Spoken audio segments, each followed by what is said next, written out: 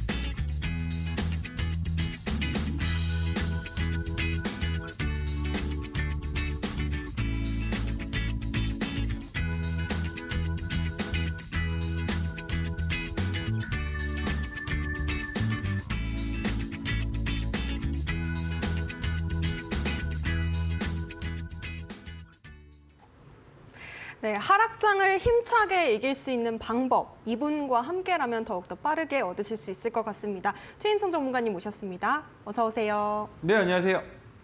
네, 전문가님 오늘도 역시나 시장 분위기가 막 좋지만은 않거든요. 이런 시장에서 네. 그렇죠. 어떻게 좀 우리 시청자분들이 대응을 하시면 좋을까요?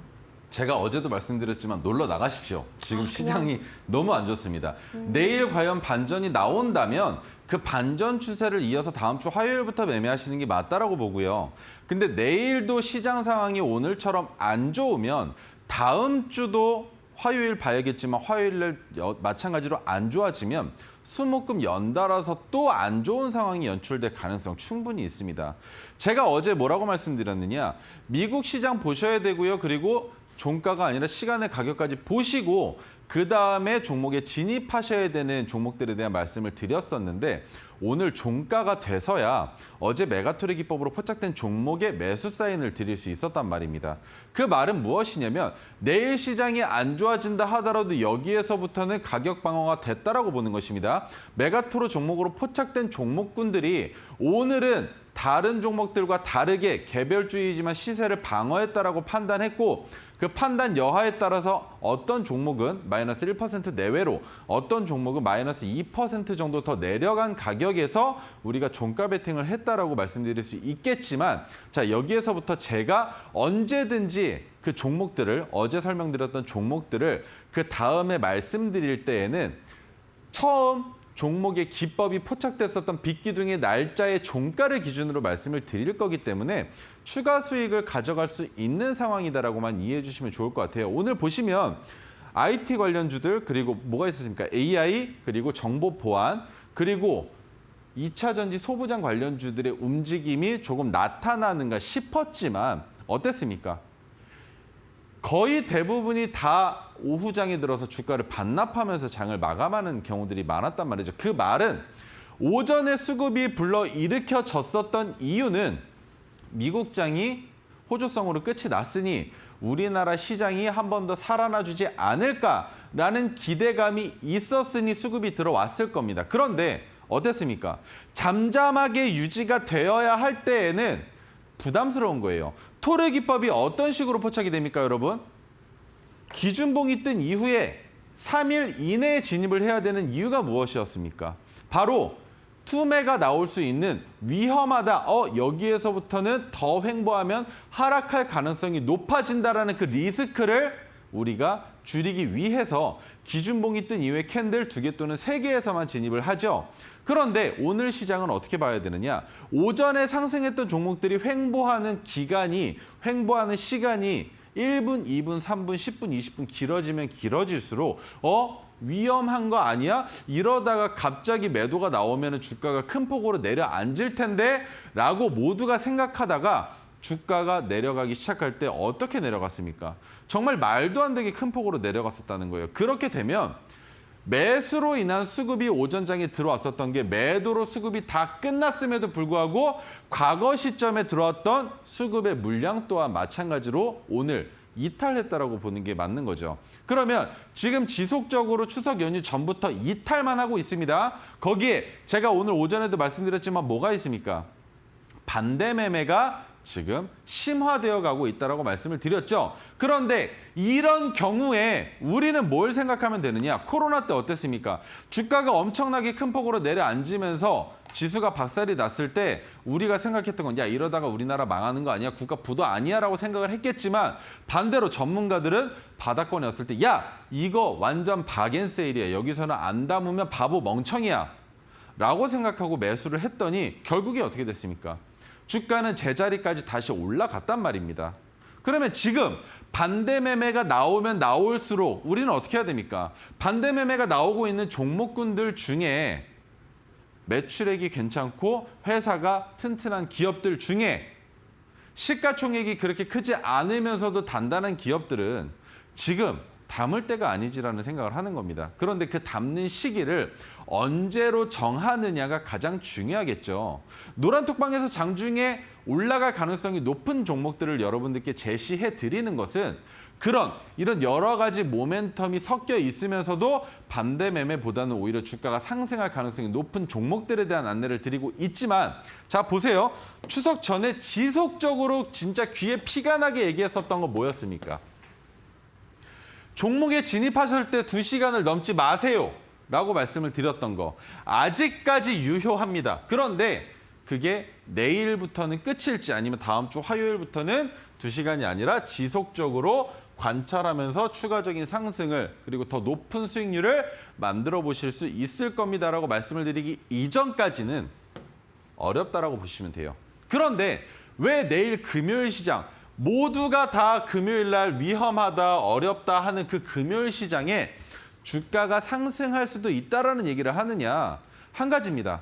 이제는 반등이 나올 수도 있고요. 그리고 한 가지 더 다음 주 월요일 날 휴장이죠. 휴장인데 내일 금요일 날 시장에 약상승으로만 끝이 난다 하더라도 그 약상승으로 나온 여파가 토요일, 일요일, 월요일을 시장 참여자들에게 기다림으로 바꿔준다는 겁니다. 그러면 그 기다림의 결과가 화요일 날 오전장에 매우 큰 폭의 수급이 들어올 수 있는 그리고 우리나라 시장의 하락을 반전시킬 수도 있는 상황을 연출할 수 있다는 거죠. 그런데 단 한 가지 내일 시장도 음봉으로 나올 수 있는 단 한 가지의 경우의 수를 말씀드릴게요. 한 가지 딱 하나예요. 반대 매매. 반대 매매가 아직 덜 나왔다라고 판단을 하는 상황 그리고 덜 나왔다라고 판단을 하는 외국인과 기관들의 수급이 매도세를 이어간다면 이번 주가 아니라 다음 주도 화요일 날 시장이 마찬가지로 꼬꾸라질 수 있겠죠. 그러면 이번 주와 다를 게 뭐가 있습니까? 이번 주 거래일 수목금이 끝인데 다음 주 화요일 날 박살이 나면 그 화요일 날을 추석이라고 바라봤을 때 다음 주 수목금도 마찬가지로 어려운 상황이 연출될 수 있겠죠. 그러면 다음 주에도 마찬가지로 목요일이나 금요일 날 주가가 어떤 식으로 방향성을 잡아가는지를 보고 판단을 해야겠죠. 지금 보시면 신용 잔고는 점점 줄어들고 있습니다. 그런데 줄어듦과 동시에 신용 잔고가 늘어나고 있는 기업들도 마찬가지로 존재한다는 겁니다. 왜 늘어나겠습니까? 지금 이 상황에 왜 주가가 하락하고 있는 이 상황에 신용잔고가 늘어나겠습니까? 이 기업에 이미 매수를 시작한 투자자들이 있다는 얘기가 되겠죠. 그 얘기가 곧 무엇이냐. 악재성인 추석이 끝났으니 지금부터는 이 종목이 내려가는 건 세일 구간이니까 여기서부터 차츰차츰 우리는 매집을 해가자라고 생각하는 투자자들이 있다는 겁니다. 그런 종목들을 지금부터 잡아가시는 건 물론 좋아요. 그런데 제가 메가토리 기법 같은 경우에 어제 포착된 종목, 오늘 종가에 진입하시라고 말씀을 드렸는데 메가토리 기법은 기본적으로 보유 자금의 5%의 비중을 실어서 진입을 합니다. 하지만 제가 오늘 제시해드린 건 2.5% 비중으로 1차 매수하자라고 말씀을 드렸어요. 그 이유는 만에 하나 내일도 악재성이 나온다면 우리는 다음 주 화요일이나 수요일 날 추가 매수를 해야 되는 상황이 오는 것이고 그게 아니라 내일 시장이 양전환해서 끝이 난다면 우리는 그 상황에서 남은 물량을 재차 담으면 됩니다. 왜? 포착됐었던 주가보다 이미 2% 정도 하락한 가격에서 1차 진입했기 때문에 한 번 더 2% 정도 상승한 가격에서 매수한다 하더라도 우리는 손해볼 게 없다는 뜻이 되겠죠. 그리고 우리가 진입하고자 하는 비중을 모두 실을 수 있는 상황을 만들 수 있기 때문에 오늘 분할 매수를 모두가 다 지켜주셨으면 했다라는 거. 자, 그러면 오늘도 한번 시작해 보도록 하겠습니다. 첫 번째 종목 이미지스입니다. 리뷰 종목이고요. 이미지스는 오늘 두 번째입니다. 9월 20일 날 신호가 포착이 돼서 9월 27일 날 리뷰를 한번 했었던 종목이에요. 로봇 관련주죠. 그리고 로봇 관련주 중에 터치 컨트롤러와 촉각에 대한 얘기를 제가 기깔나게 했었던 기업입니다. 촉각을 어떤 식으로 구현해냈고 그게 어느 시장에서 어떻게 판단하고 분석했을 때 미래 가치성이 괜찮은지에 대한 설명을 드렸었던 거 기억을 하셔야 됩니다. 자, 그런데 오늘 이미지스의 주가가 왜 전고점을 돌파한 이후에 내려앉았을까요? 한 가지죠. 두산 로보틱스가 시가 대비 꽤 많이 내려앉았기 때문에 시가에서부터 그 가격을 지켜주는 경우들이 있었습니다. 추석 전에 상장된 기업들 경우에. 그런데 지금 최근에 상장되는 기업들이 양전환을 하거나 양봉이 나온다 하더라도 그 다음부터 음봉이 나오는 경우들이 너무나 다분했다라는 거죠. 그러면 두산 로보틱스도 오늘 상장 첫날에 이슈는 결국엔 음봉입니다. 그러면 내일은 어떻게 될지 우리가 지켜봐야 된다는 거예요. 그런데 지켜봤을 때 마찬가지로 음봉이 지속적으로 이어진다면 로봇 시장 자체는 당분간 침체기에 접어들 겁니다. 다른 관련주들 한 가지만 말씀드리죠. 레인보우 로보틱스 오늘 어떻게 됐습니까? 10% 가까이 하락해서 끝이 났죠. 그 결과는 결국엔 누가 만든 겁니까? 두산 로보틱스가 만든 거예요. 그죠? 그런데 오전에 시초가에 진입했었던 59,000원이었나요? 시초가 형성 가격이 얼마까지 올라갔습니까? 65,000원인가 올라갔죠? 맞나요? 그 정도인데 올라갔다가 내려앉는 시간이 얼마나 걸렸습니까? 3분도 채 걸리지 않았습니다. 시가를 이탈하는데 채 10분도 걸리지 않았어요. 시가를 형성해 놓은 그 가격을 이탈하는데 10분도 채 걸리지 않았습니다. 그 다음부터 주가는 지속적으로 하락하면서 여기에서 나오는 이탈되는 매물들이 어디로 들어갔습니까? 개별 종목들로 다 흩어져 들어갔다는 거예요. 그런 상황이 연출이 되고 있는데 어떻게 매매를 하겠습니까? 이런 상황에서 수급이 확실하게 완연하게 자리를 잡고 들어오지 않는다면 단기성 매매는 접근하지 않는 것이 가장 중요하다는 거겠죠.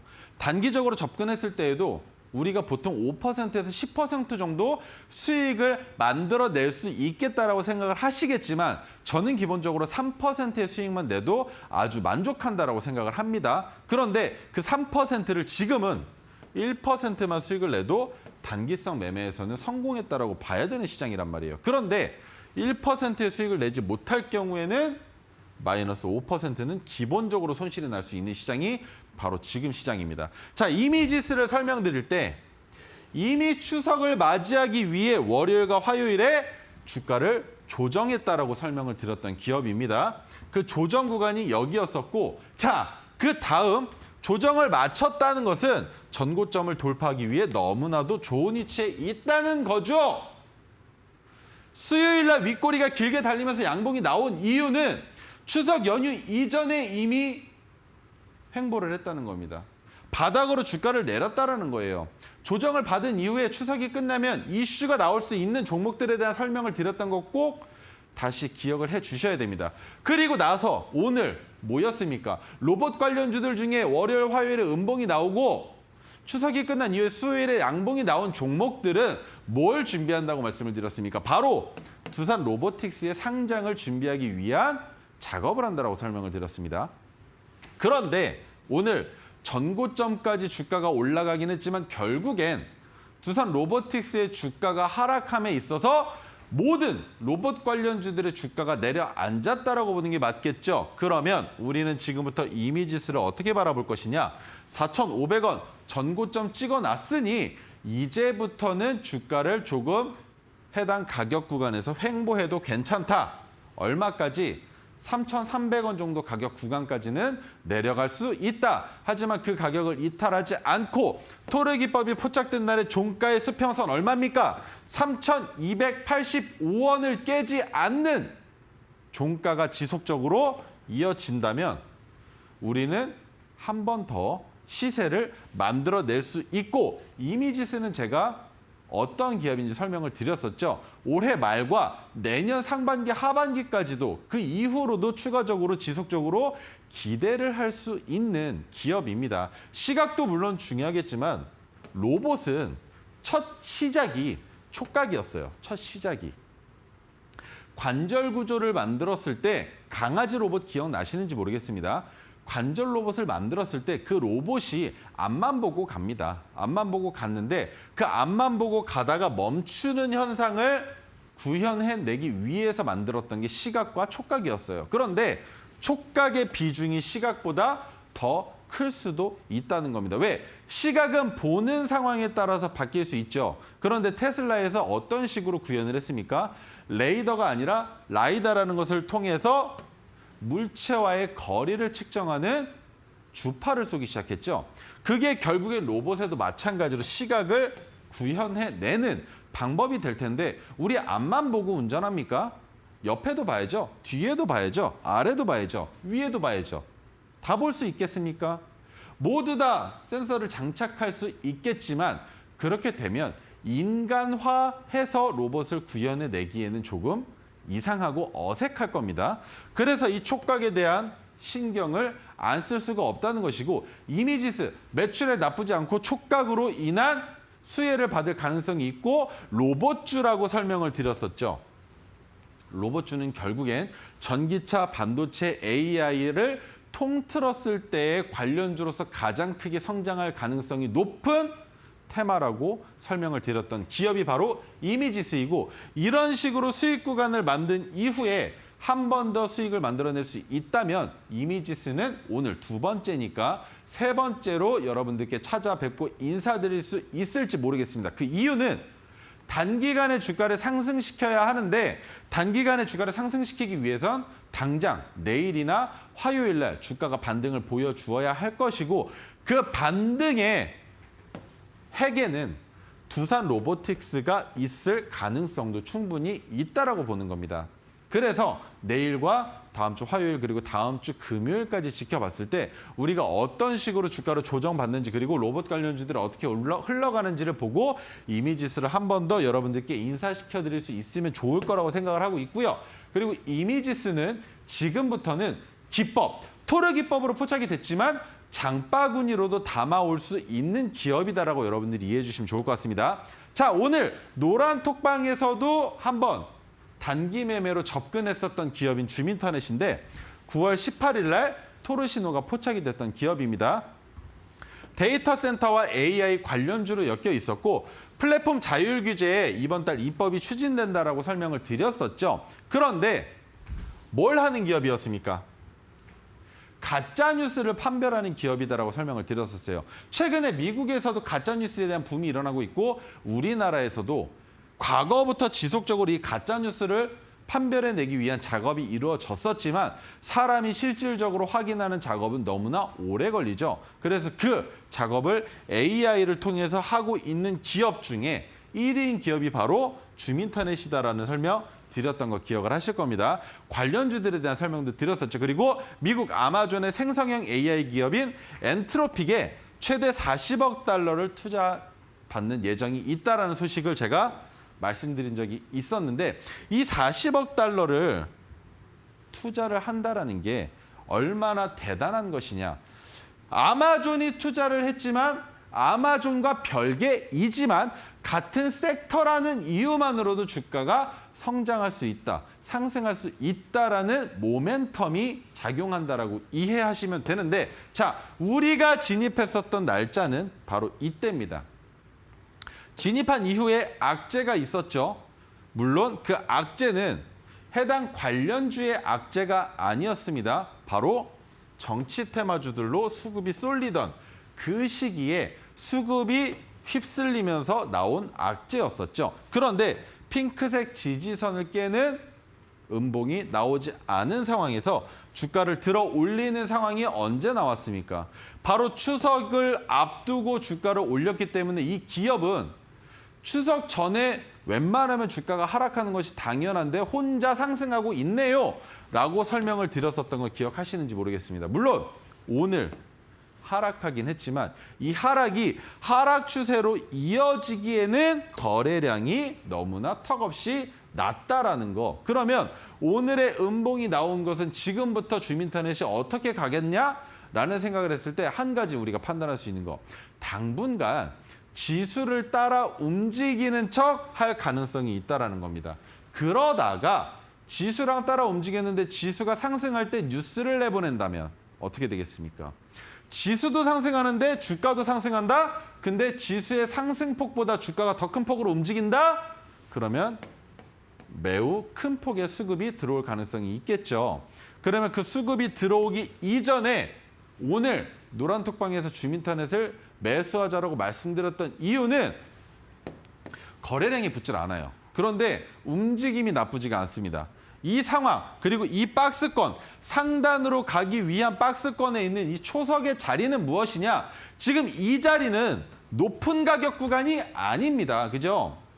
상승을 출발하기 위한 초석을 만들어 놓은 바닥을 디디고 이제 출발하는 자리인데 겁먹을 필요 있겠습니까? 단기간에 오늘 내일 하락하는 그 움직임 하루 이틀만 보고 투자하기에는 너무나 아까운 기업이다라는 거죠. 왜? 모멘텀이 괜찮으니까. 그러면 오늘 어느 자리에서 매수했어도 충분히 우리는 기다리고 버틸 수 있다라는 거. 지금 시청하고 계신 여러분들도 마찬가지인 겁니다. 주민터넷은 지금 높은 가격이 절대 아니에요. 그리고 제가 여러분들께 말씀드렸었던 가격 3,145원이죠. 그런데 지금 현재 주가 3,335원입니다. 얼마 차이도 안 나요. 그런데 여기에서 여러분들이 가장 핵심적으로 꼭 지키셔야 하는 것은 우리는 3,145원을 기산점으로 매수와 매도를 진행한다라는 거. 하지만 여러분들은 지금 현재 주가 기준으로 진입하셨을 때에는 기본적으로 마이너스 5%의 손실은 감당하실 각오를 하고 들어오셔야 된다는 겁니다. 물론 장기적으로 끌고 갈 거야. 나는 이 종목 3개월 이상 볼 거야. 라고 생각하신다면 이 5%가 문제겠습니까? 올라갈 가능성이 충분한 기업인데 그렇게 생각하신다면 지금도 늦지 않은 기업이 바로 줌인터넷이라고 말씀드릴 수 있고요. 자, 그다음 세 번째 종목은 SY입니다. SY는 8월 24일 날 토르시노가 포착이 됐었는데 우크라이나 재건과 네옴시티 관련주라고 설명을 드렸었죠. 그런데 우크라이나 재건과 네옴시티 관련주에 대한 설명 조금만 드려보자면 지금 네옴시티에 대한 얘기는 조금 수그러들어 있습니다. 아직까지 아무런 이슈가 안 나오죠. 그런데 우크라이나 재건에 관련된 내용은 다시 조금씩 나오기 시작을 했어요. 그러면 이렇게 야금야금 조금 뉴스가 나오다가 어느 순간 우크라이나 재건에 대한 내용이 또 한번 터져 나오면 그때 수급이 또 한번 붙겠죠. 그러면 그 수급은 이번이 몇 차 수급입니까? 3차라고 보셔야 돼요. 3차 수급으로 보는 겁니다. 그러면 보통 이럴 때 그렇게 생각을 합니다. 야, 그러면 파동도 3번 파동이 나오면 주가가 하락하는데 3번째 파동이 나올 때 우리가 매도하면 되는 거야? 맞죠? 그렇게 보셔야죠. 그 기업이 SY라고 보시면 되는 겁니다. 3번째 파동이 2번째 파동보다 더 큰 폭의 진폭이 나온다면 상승률이 더 높이 나올 수 있겠지만 2번째 파동보다 3번째 파동의 진폭이 낮다면 그만큼 하락하는 속도가 빨라질 수 있다는 거죠. 그러면 이번 시즌의 파동이 끝이 난다고 끝이냐? 아닙니다. 우크라이나 재건은 지금부터 매우 긴 시간 동안 장기적으로 바라봐야 하는 산업군이죠. 그런데 우크라이나가 재건되기 이전에 우리가 투자한 기업이, 우리가 투자한 건설사가 그때까지 지금 현재 주가를 유지할 가능성이 있겠느냐, 혹은 상장 폐지될 가능성은 없겠느냐라는 것을 판단하시고 투자하기에는 기간이 너무나 오래 남아있다는 거예요. 그러실 거면 차라리 삼성전자 사고 말죠. 왜입니까? 2030 프로젝트 있잖아요. 그죠? 그 2030 프로젝트만 바라보고 삼성전자 지금 주가 너무나 좋은 위치인데 안 사고 100입니까? 7만전자 깨졌죠? 그런데 그 깨진 이유, 특별한 악재 없죠? 그런데 지금 10월 달 뭐 있습니까? 엔비디아 납품에 대한 이슈가 있잖아요. 그죠? 납품을 시작했다라는 뉴스 나오면 삼성전자 어떻게 되겠습니까? 엔비디아에 납품한다라는 소식이 들리자마자 주가 몇 프로나 올랐습니까? 삼성전자를 애널리스트들이 보고 있는 가격이 어디까지예요?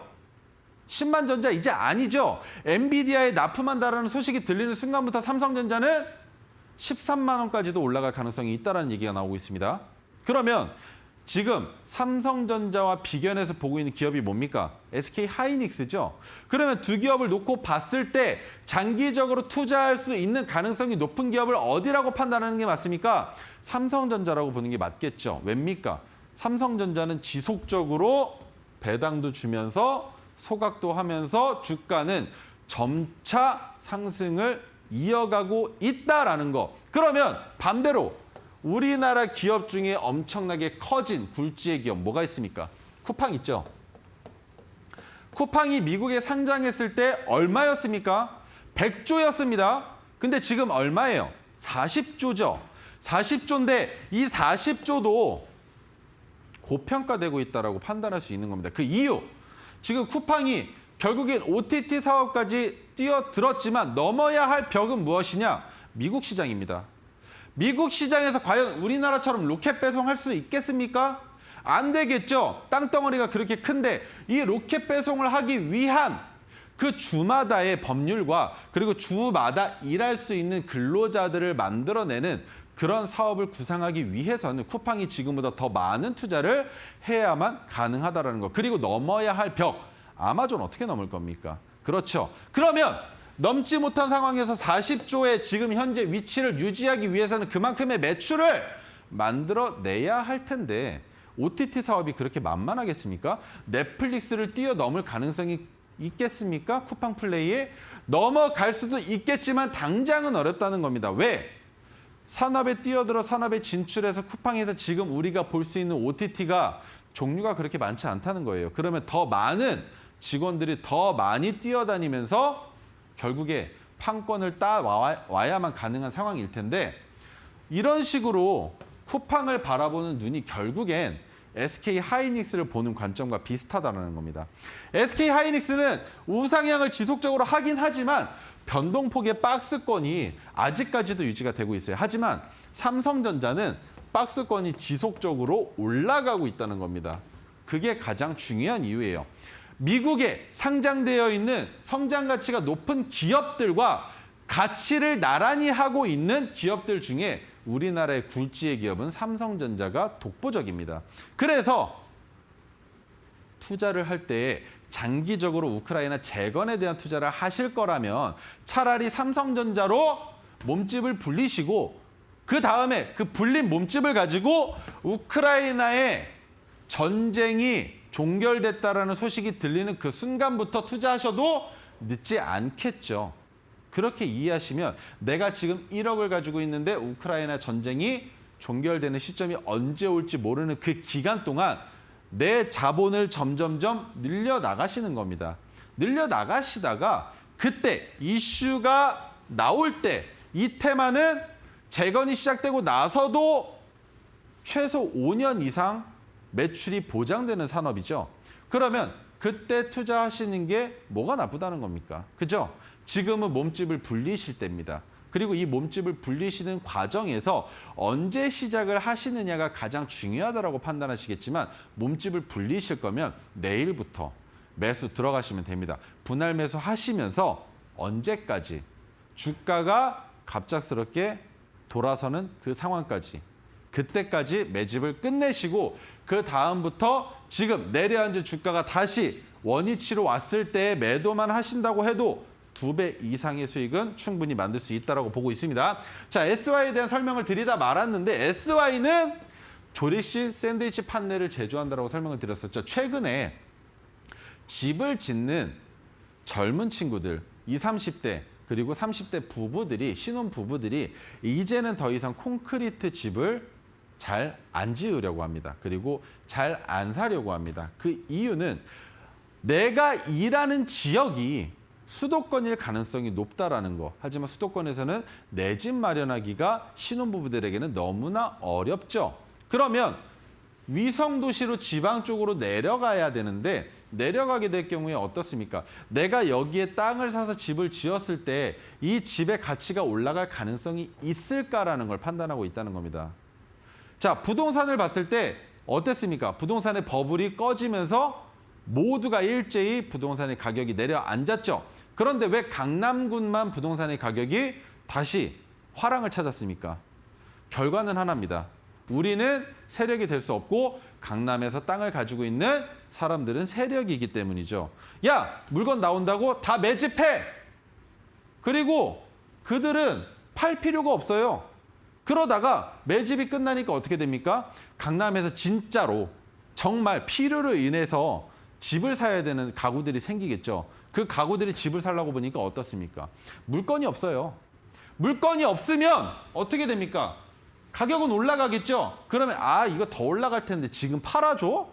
그래 선스림 쓰듯이 하나 파는데 그 가격이 높이 나오는 겁니다. 그러면 강남을 시작으로 위성도시들도 지금부터는 부동산의 가격이 올라갈 가능성이 생기겠죠. 마찬가지 조립식 샌드위치 판넬 같은 경우는 어떻습니까? 이동이 용이합니다. 그죠? 그런데 우리가 조립식 샌드위치 판넬을 겪기 이전에 뭘 많이들 봤습니까? 바로 컨테이너였습니다. 그렇죠? 컨테이너도 이동이 용이하면서 가격이 집보다 저렴했기 때문에 용이했었는데 조립식 샌드위치 판넬 특히나 우크라이나에 왜 필요합니까?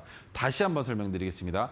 전쟁이 난 수해 지역에 복구를 하기 위해서는 그만큼 많은 인부들이 투입이 되어야 할 것인데 전쟁이 나 있는 폐허에 과연 인부들이 지낼 수 있는 위치를 마련할 수 있을 것이냐? 어떤 식으로? 이겁니다. 이게 가장 편하고 확실하고 빨라요. 그런데 이거 외에 부서져 있는 폐허에서 인부들이 숙식을 해결할 수 있겠습니까? 밥차는 언제든지 이동할 수 있다는 용이한 부분이 있죠. 그러면 인부들이 차량에서 숙박을 할 수 있겠습니까? 안 된다는 겁니다. 그래서 우크라이나 재건뿐만 아니라 우리나라에서도 지금 조립식 샌드위치 판넬 같은 경우에는 꽤나 인기를 얻고 있지만 우크라이나 재건이 시작되는 그 순간부터 조립식 샌드위치 판넬의 주가는 건설이 어느 정도 되고 있다. 약 60% 정도는 완성되어 가고 있다라는 그 순간부터 주가가 내려갈 가능성이 있을 겁니다. 그 이유. 필요한 만큼의 물동이 이미 제공되고 난 다음부터는 인부의 숫자도 줄여나갈 수 있는 상황이 되는 거예요. 그런데 그것은 50% 이상 재건이 완성되었다라는 뉴스가 나오기 시작하면서부터 인부들을 줄여나가고 그리고 마찬가지 샌드위치 판넬도 사용성이 떨어지게 된다는 겁니다. 그때까지 지속적으로 성장할 수 있는 기업이기 때문에 지금 투자하시기에는 너무 이르다고 판단할 수 있겠지만 지금 3차 파동에서 단기적으로 수익 한번 더 보시고 그 다음에 추세가 꺾였다가 다시 한번 급부상할 때 그때 진입하시면 매우 적절한 자리에서 진입할 수 있다는 겁니다. 자, 10월 예정된 국내 기업 그룹 총수가 어땠습니까? 사우디에 방문을 했었죠. 국토부 장관 필두로 사우디에 갔었던 이유 봐야죠. 어떻게 할지. 그리고 인사시켜줘야죠. 우리 기업에 이런 사업군을 하고 있는 회사가 있다는 걸 알려줘야겠죠. 그래서 주가가 올라갔었던 겁니다. 왜? 인사하는 것만으로도 인맥장사라는 말들 많이 하죠. 그 인맥장사를 했었고 자회사인 SY스틸텍이 11월 10일 날 상장을 목표로 IPO를 진행하고 있습니다. 물론 지금 최근에 IPO를 함에 있어서 주가의 가치가 오히려 저평가되거나 아니면 평가절하되는 경우들이 있지만 SY 같은 경우에는 지금부터 미래의 먹거리가 충분하기 때문에 이 IPO가 꽤나 성공적으로 맞춰질 가능성도 있다고 판단하고 있습니다. 자, 그리고 100대 주요 건설사 중에 데크 플레이트를 사용하는 89개사 중에 87개사와 협력 업체로 등록되어 있는 기업이 바로 SY입니다. 데크 플레이트를 제작하는 것은 바로 SY 스틸텍이 될 것이고요. 자, 그러면 SY를 우리는 언제 진입했느냐? 1차 파동이 나오고 주가가 바닥에서 머물고 있을 때 토르 신호가 떴기 때문에 진입을 했습니다. 그래서 2차 파동이 나왔는데 2차 파동이 나오고 지금 주가의 위치가 어떻습니까? 수요일날 갭이 뜬 이유가 뭡니까? 또 설명드릴게요. 8월 24일 날 종가는 4,630원이었어요. 그리고 수익률이 이미 50% 이상이 나와 있는데 왜? 제가 지난주에 추석 전에 분명히 말씀드렸습니다. 뭐라고? 월요일과 화요일에 주가를 하락시킨 종목들이 바닥을 디디고 추석이 시작되면서 주가를 올려놓으면 그 이유가 분명히 있을 겁니다. 결과 어땠습니까? 어제 오늘 갭을 띄운 그 가격 구간에서 멈춰 있죠? 왜 멈춰 있습니까? 무섭게 만들려고. 여기에서 내려갈 수도 있다라는 무서움을 만들려고. 근데 제가 SY를 뭐라고 설명드렸습니까? 3차 파동이 나오기 직전의 상황이라고 설명을 드렸죠. 그 이유. 우크라이나 재건에 대한 뉴스가 서서히 조금씩 나오고 있다라고 말씀을 드렸죠. 그런데 이 뉴스의 실효성을 판단할 수 있는 키가 되는 뉴스가 하나 터져주면 전고점을 넘어가는 3차 파동이 나올 겁니다. 그러면 그 3차 파동의 길이는 어느 정도 돼야겠습니까?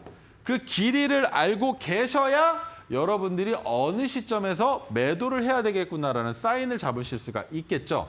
자, 그냥 긋는 겁니다. 여러분들이 차트 캔들로 그어보셔도 돼요. 이 정도 차이입니다. 얼마 차이입니까? 첫 번째 파동에서 20%로 가정을 할게요. 두 번째 파동의 크기는 40%입니다.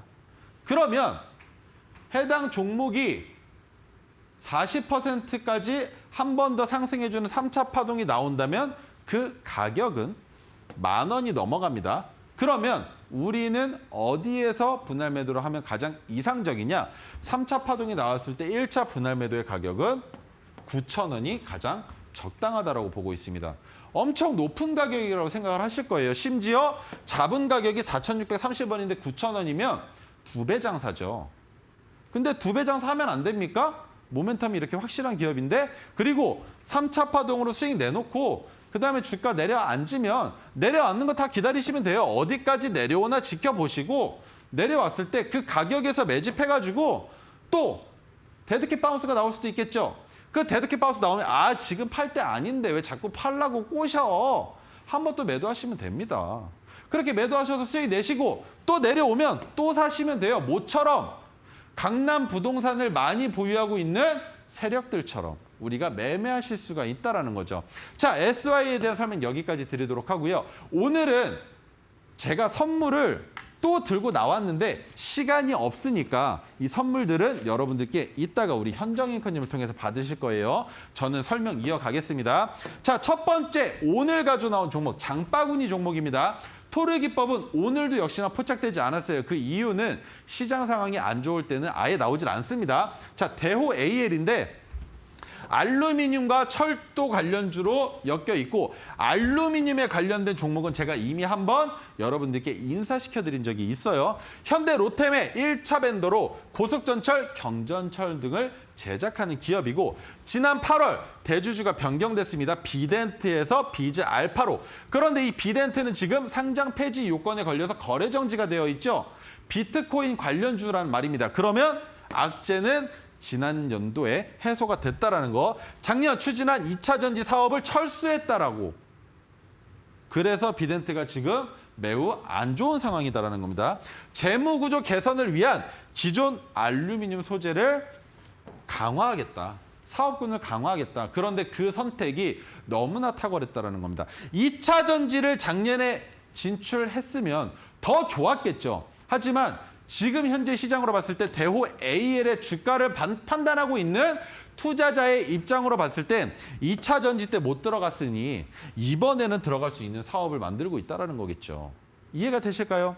알루미늄 관련주, 조이알루미늄, 알루코, 사마알루미늄 등이 있는데 관련주들 차트 보겠습니다.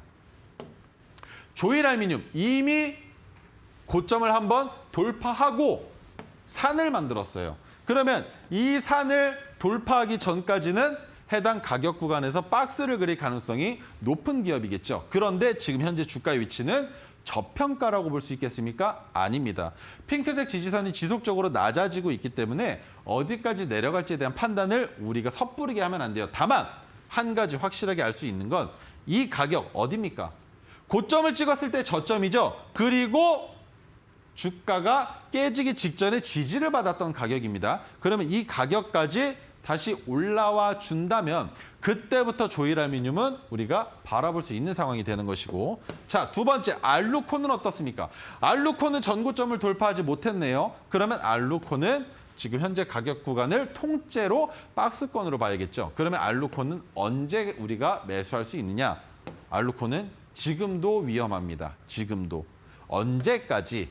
2,200원 구간까지 내려오기 전에는 위험합니다. 그리고 2,200원까지 내려왔을 때 그림을 설명드리자면 내려왔다가 급하게 내려올수록 좋아요. 내려왔다가 2,200원 구간에서 반짝 살짝 뜰 때 5%에서 10% 정도 주가가 올라갈 때 그 순간이 바로 매수 적기라는 겁니다. 그 이유는 데드캣 바운스가 나타날 수 있다는 거죠.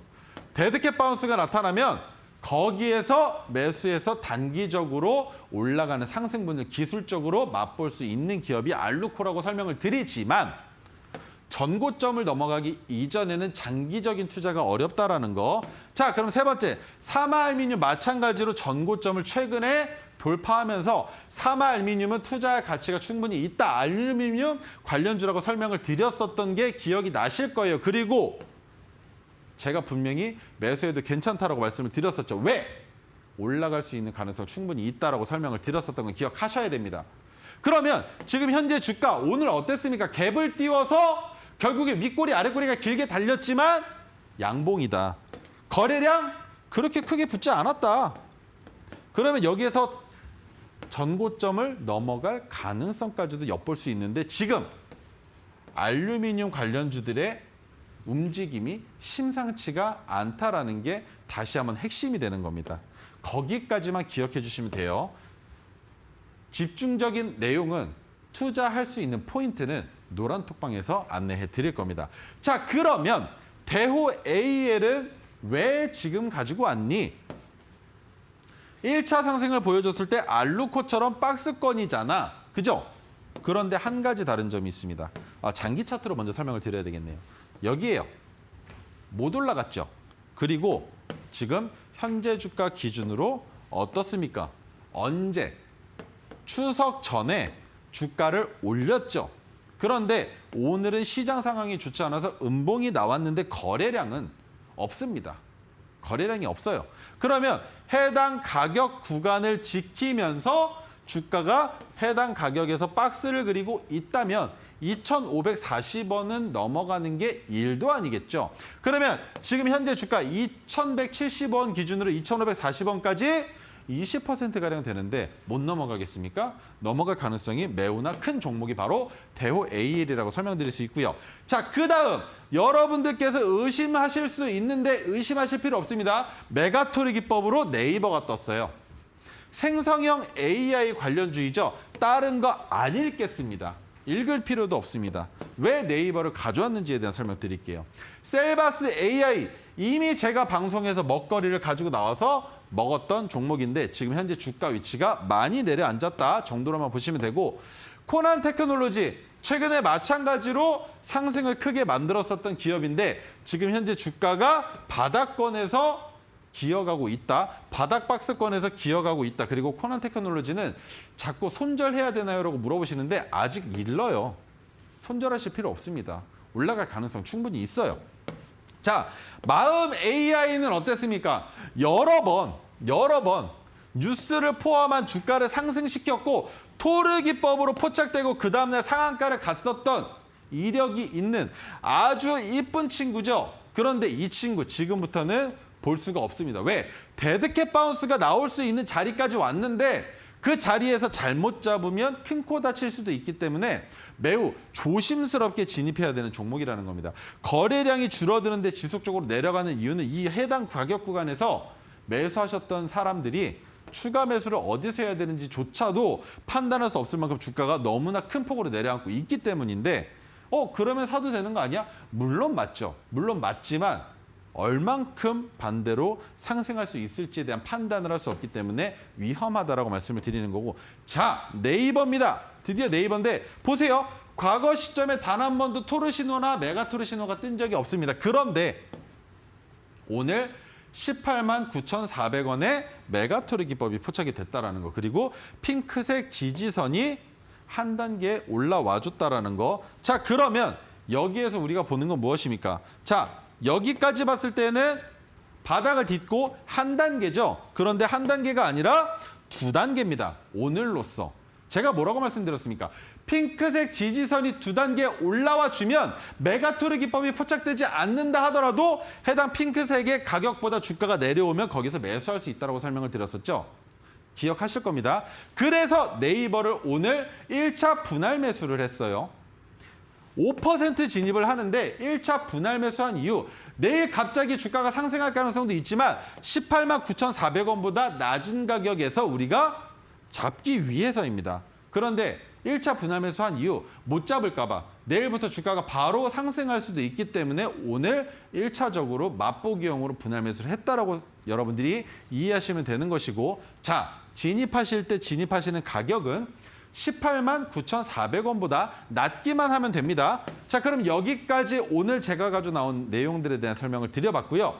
지금부터 선물 3가지를 동시에 공개할 텐데 첫 번째는 수식관리자입니다. 매일같이 설명하던 오색선과 비큐 등에 대한 설명 지금은 안 드리고 있지만 궁금해하시고 보고 싶다라는 분들 계셔요. 하지만 보실 수가 없으실 겁니다. 너무 지루하다라는 의견들이 많아서 제가 그 부분은 영상으로 만들어서 여러분들께 다시 인사드릴 거고, 두 번째 조건 검색식입니다. 이 조건 검색식은 토르 기법과 메가토르 기법을 포착해주는 조건 검색식인데 이 조건 검색식만 있으면 되느냐? 아닙니다. 수식 관리자가 있어야 조건 검색식으로 포착된 종목을 대입해 봤을 때 정말 포착이 됐는지 여러분들이 판단하실 수가 있을 거예요.